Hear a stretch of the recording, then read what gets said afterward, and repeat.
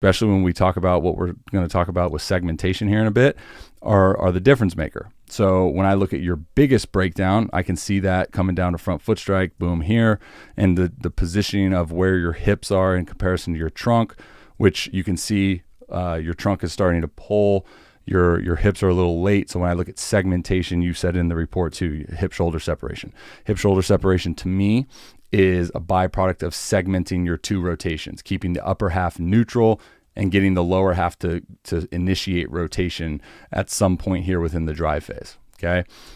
So then by the time we anchor down, our hips are into rotation, our upper half is neutral, and now we have this built up rotational energy that boom, we anchor down the front foot, we launch, we release that rotational energy, pull the rubber band, let's ride. Now, I see this for you as a byproduct of like potentially that lead leg being aggressive, not putting you into the best position, potentially the initial move influencing a little slower tempo, influencing a little bit late hip rotation. So in the report, we're going to hammer this subject, right? We're going to hammer your segmentation with an emphasis on the timing of which your hips rotate. Okay, so if we watch Darvish here from the back, watch how the lead leg is just neutral, right? So it's neutral. The lead leg, how that moves is a byproduct of holding on to the load phase of the drive leg, and now that's optimizing direction. So we have the lead leg neutral, we have the glove side providing us with a counterbalance to hold into our drive leg load, and now the hips, see the knee starting to crack towards the dirt? That's when his hips are going to then initiate. So the rear hip internally rotates, right? The glove arm starts to flex. Now, by the time he anchors down, boom, right? You can see this dynamic, right? So the hips into rotation, you can see by the back foot positioning, right? That's usually a pretty good indicator as well, like where the back foot is.